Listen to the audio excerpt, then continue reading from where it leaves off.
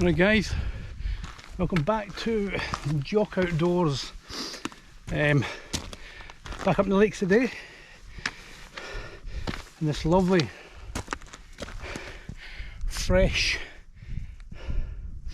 day. It's quite the sun's out, but it's definitely very fresh and chilly, but it's nice.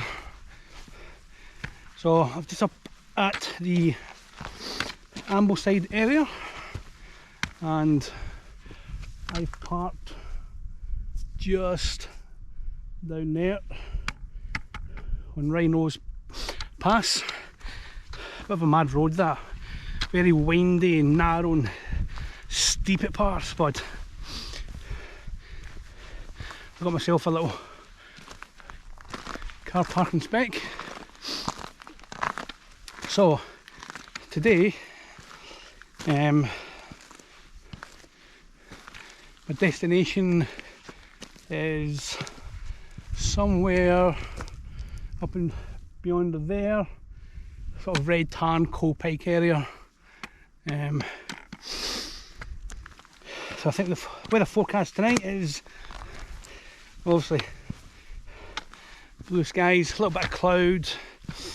I think temperatures to drop down to about 1 degree in the early hours of the morning, but tonight the forecast I think till about 7 o'clock, 8 o'clock, roughly about 4 degrees, so definitely getting a bit cooler now. Now we're into October. The days are getting a little bit shorter, so I don't have any new equipment with me today, but I have brought the Nemo Tensor Extreme slating pad for a little change. Give that a go, and the Vern 1 tent. I think the winds were supposed to be something like 15 miles per hour, somewhere about there, 15-20. So the last camp I didn't even have a breeze, and sometimes I do like that, just to give you a little bit of noise. I like the tent moving a little bit. Nothing worse when everything's really quiet. What a lovely day. Some cracking views in the back as usual. The sun's coming out. What more can I ask for? So far this walk isn't... The path is actually very nice. Looks gritty, steps. I'm not used to this kind of luxurious type pathway, but I shall enjoy it while I can. So on that note, I shall bring you back. Keep left onto the trail. That's my footpath map, keeping me in the right direction. So yeah, as I was saying, I'll bring you guys back in a bit.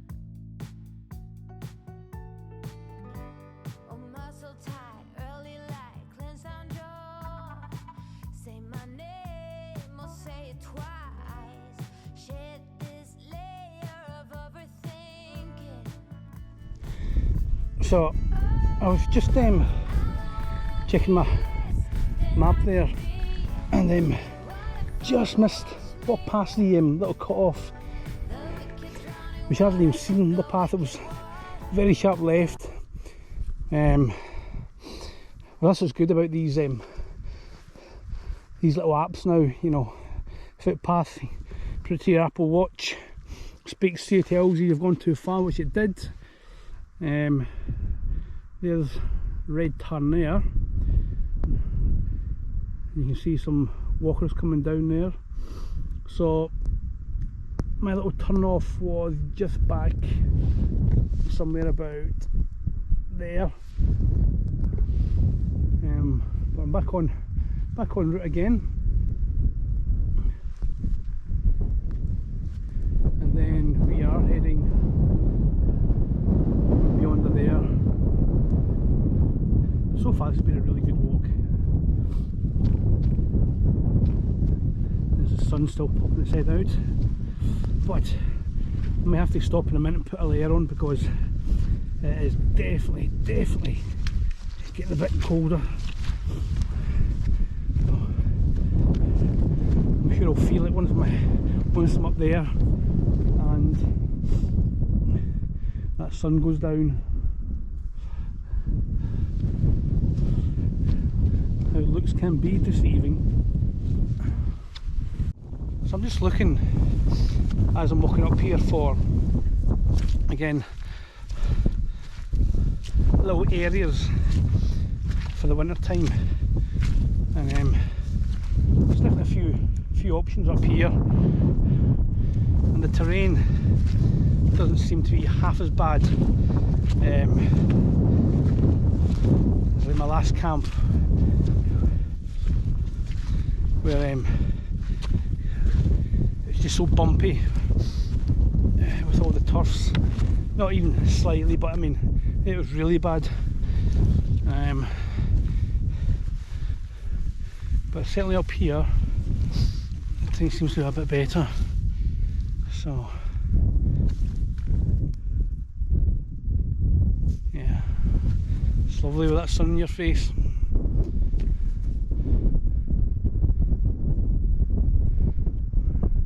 But what a lovely area of the lakes. It's nice.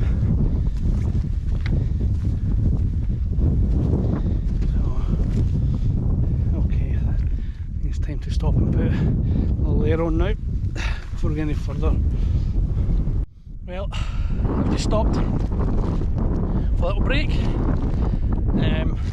near the top there now anyway, so I had a little ginger shot, which I forgot about. Ginger and apple shot, made fresh, and a couple of little gummy bears or jelly babies, whatever's in the bag. But had to just sit and admire these stunning views today. Breathtaking. So I just met a couple of old guys coming down there, older gentlemen should I say, in their 70s, 80s. You meet some very nice people. We're up doing this sort of this game. We're hiking or walking, camping, whatever. But yeah, fabulous. So tomorrow's to be nice as well. No rain tomorrow, so I'd imagine it'll be a bit fresh in the morning time. But hopefully I'll catch the sunrise. Fabulous. So on that note guys, I shall see yous when we're up the top. That's me at the top of Cold Pike. 700 metres I think it is. But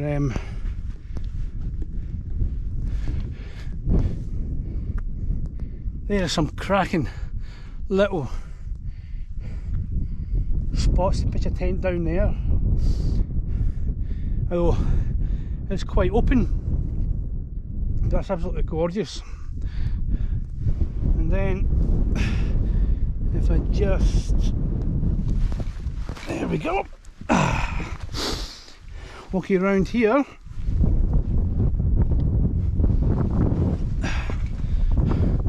There we go.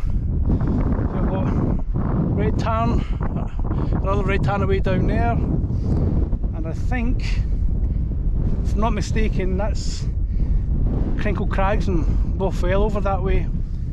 So there's a path I can see goes all the way up there. But yeah, fabulous. It's getting quite breezy up here. So I think the plan is I'm going to go back down the way I came and try and get myself a nice little pitch.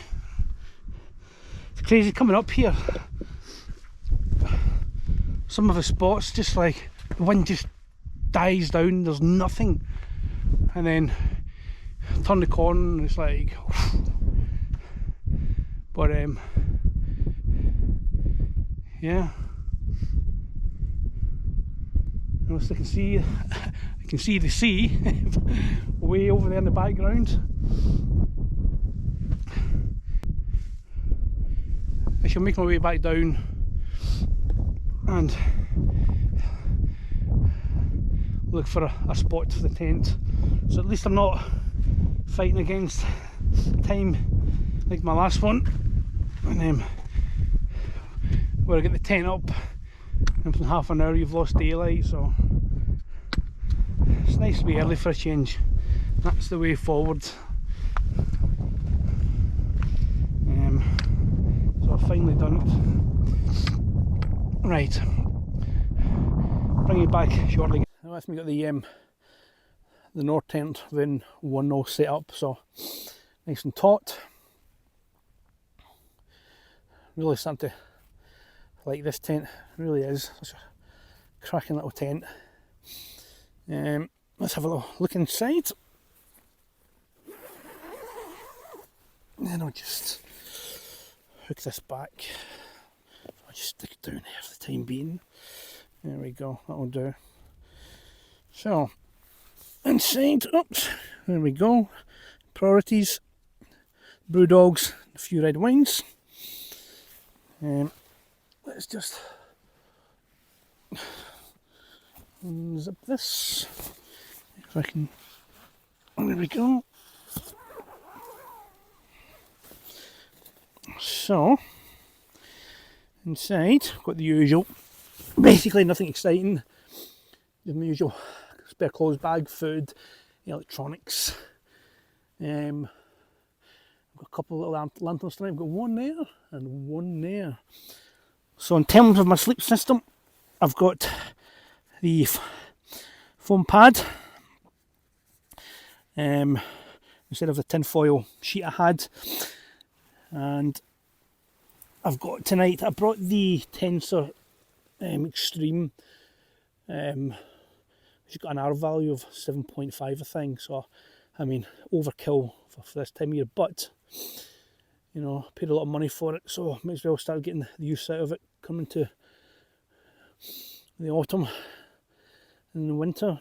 And then I've got the X-Ped pillow, and then obviously my usual mountain equipment, Helium 400, which has comfort limit of 0 degrees, and -5 is your limit basically.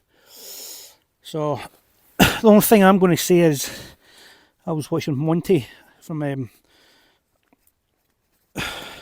Scotland, who does well camping, and he was doing a camp in the snow, and his inflatable basically went flat on him. He thought it was basically there was a puncture or whatever, but it did turn out it was basically he hadn't the valve.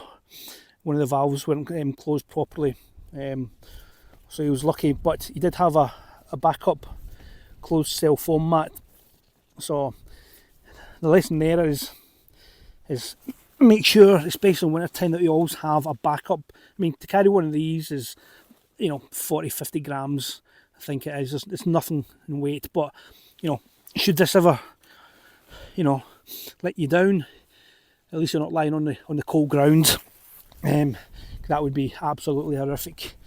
I mean, the cold ground would just suck all the heat out of you. So, good little tip, guys. yourself one of these and get them on Amazon, thermarest them, etc. So yeah, that's really about it. So let me just zip this back up. There we go. And then I'll show you my views. So for tonight, lovely. There's my seat right there. I'm going to put my bum down in that. There's the wind getting up now. And that's my views for tonight. Absolutely beautiful. There's Red Tarn down there.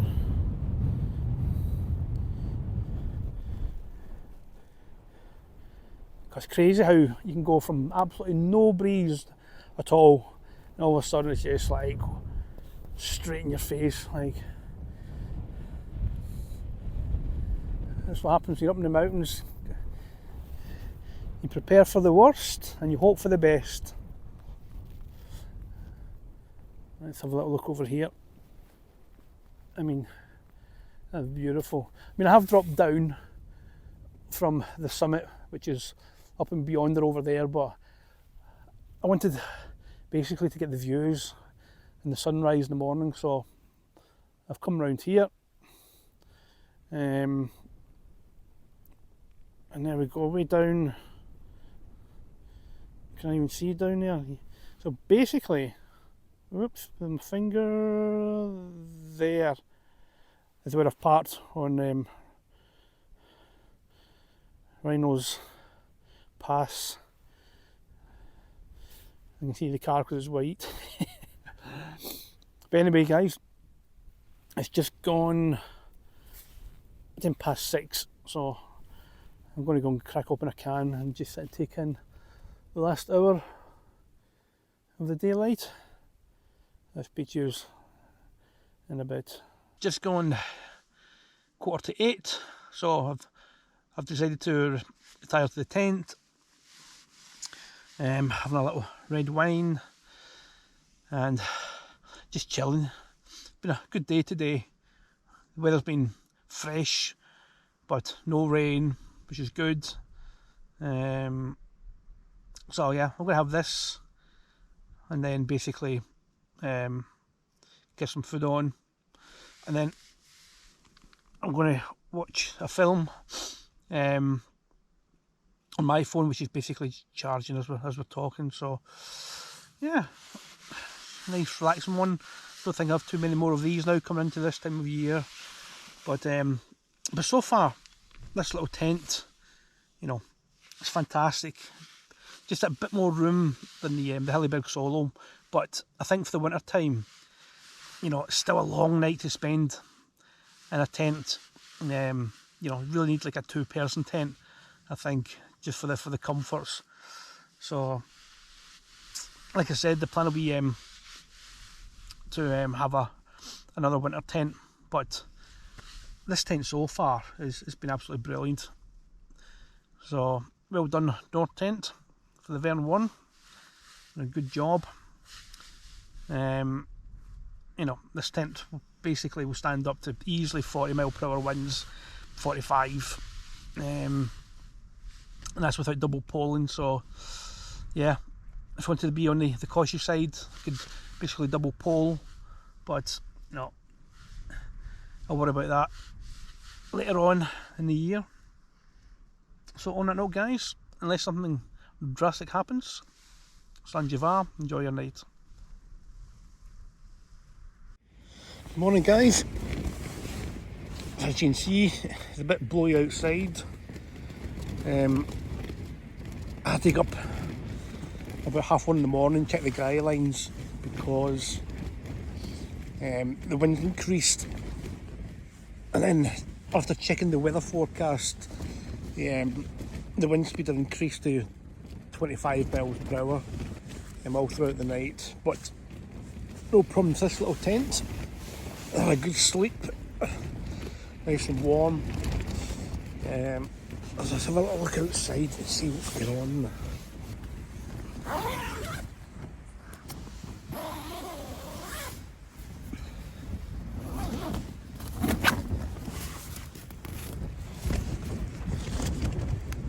views are quite nice.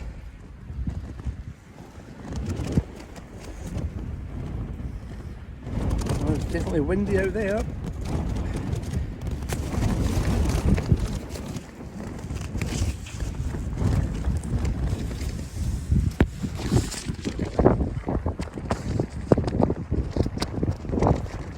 Yes, lovely views again, but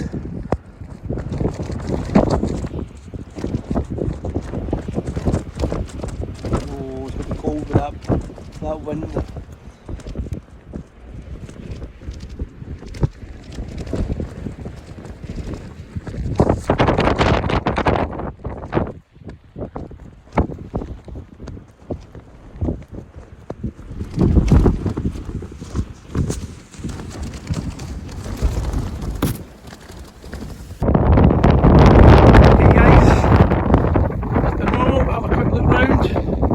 Leave no trace.